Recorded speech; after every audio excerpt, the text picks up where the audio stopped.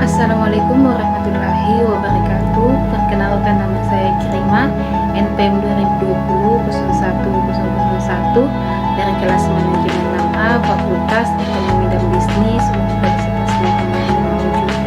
Pada video kali ini saya akan membahas tentang paradigma pengembangan teks.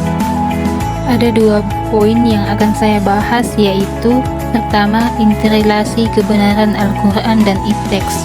Kedua, bukti-bukti ilmiah kebenaran Al-Quran dalam bidang ekonomi.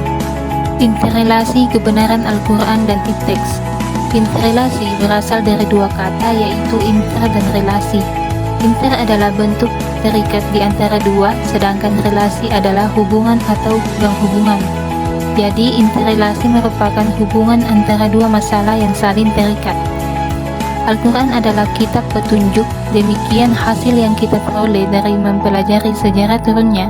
Ini sesuai pula dengan penegasan Al-Quran, surah Al-Baqarah ayat 185, yang artinya, bulan Ramadan adalah bulan yang di dalamnya diturunkan Al-Quran, sebagai petunjuk bagi manusia dan penjelasan-penjelasan mengenai petunjuk itu dan pembeda antara yang benar dan yang batil.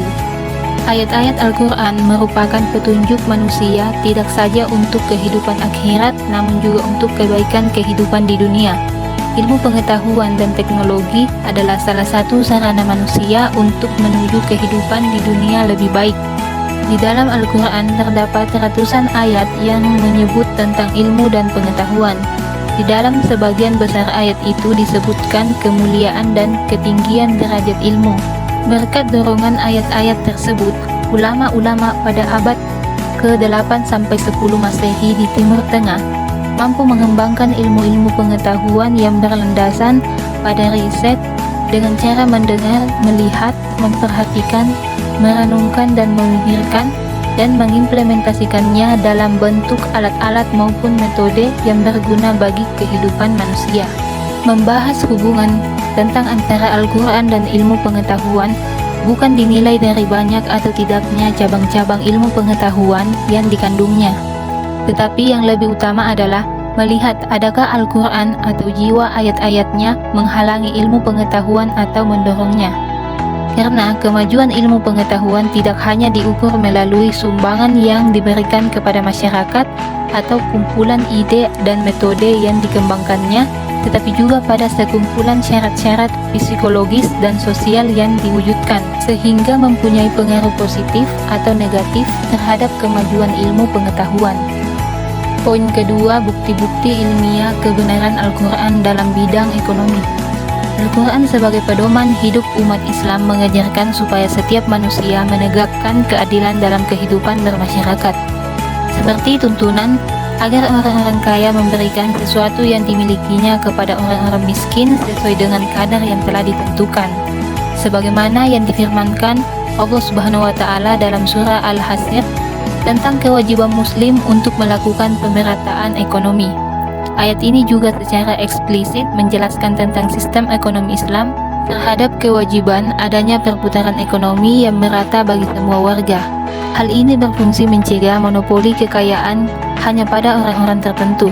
Inilah wajah Islam, rahmatan lil alamin. Dengan sistem ini menjamin kemaslahatan umat. Untuk mewujudkan pemerataan ini, Islam memiliki jalan, diantaranya menyalurkan zakat, kurban, fai, rikaz, jizyah, harta warisan yang tidak memiliki ahli waris, dan harta yang tidak bertuan merupakan pendapatan negara.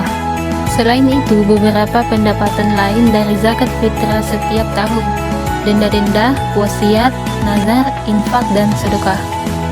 Dan yang tidak kalah penting, dana dari sisa kuota haji.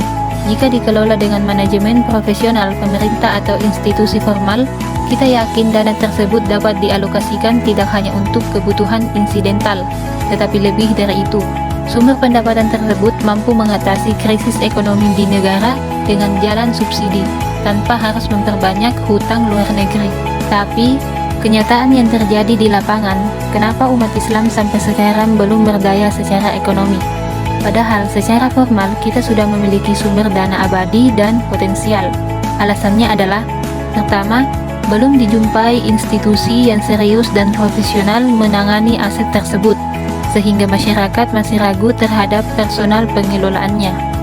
Kedua, umat Islam sendiri masih mengutamakan kesalehan individu daripada kearifan sosial, seperti mengutamakan naik haji daripada mengalokasikan dana untuk sosial.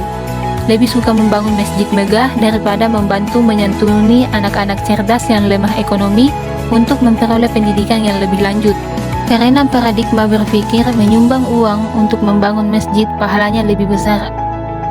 Baiklah, itulah tadi yang dapat saya paparkan. Semoga bermanfaat bagi kita semua. Saya akhiri dengan ucapan wassalamualaikum warahmatullahi wabarakatuh.